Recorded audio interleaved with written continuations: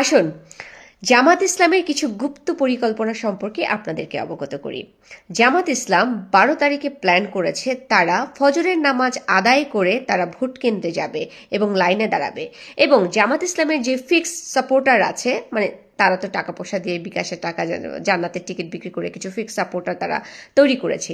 সেই সাপোর্টাররা ইচ্ছাকৃতভাবে ভোট দিতে দেরি করবে, যাতে করে সাধারণ ভোটাররা ভোট দিতে না পারে।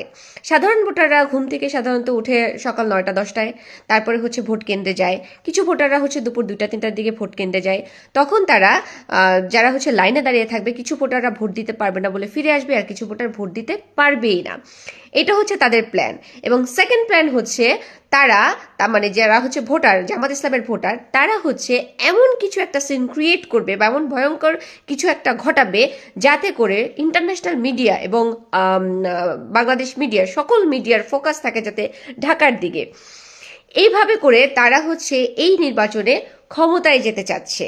এইটা হচ্ছে জামাত ইসলামের গুপ্ত প্ল্যান। এখন জামাত ইসলাম যে ডিজাস্টারটা 12 তারিখে করতে যাচ্ছে এবং করে সত্যি সত্যি যদি তারা ক্ষমতায় চলে যায়, বা তারা তো হচ্ছে সাধারণ মানুষের ভোট নিয়ে ক্ষমতায় যাওয়ার মতো একটি দল এখন পর্যন্ত না, তাদেরকে কেউ ভোট দিবে না। তারা হচ্ছে একটা গুপ্ত দল, তারা হচ্ছে যুদ্ধ অপরাধী, তারা হচ্ছে রাজাকার।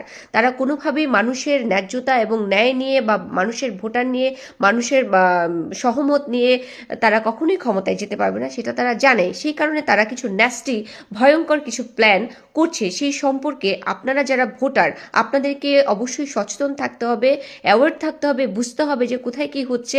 আপনারা যারা ভোট দিচ্ছেন, কোথাও কিছু একটা দেখলে সাথে সাথে পুলিশকে জানানো, ফোন হাতে রাখা, ক্যামেরা অন রাখা, সময় মানে সাথে সাথে সেটা সবাইকে জানিয়ে দেয়া, এটা হচ্ছে ভোটারদের একটা দায়িত্বের মধ্যে পড়ে যাচ্ছে।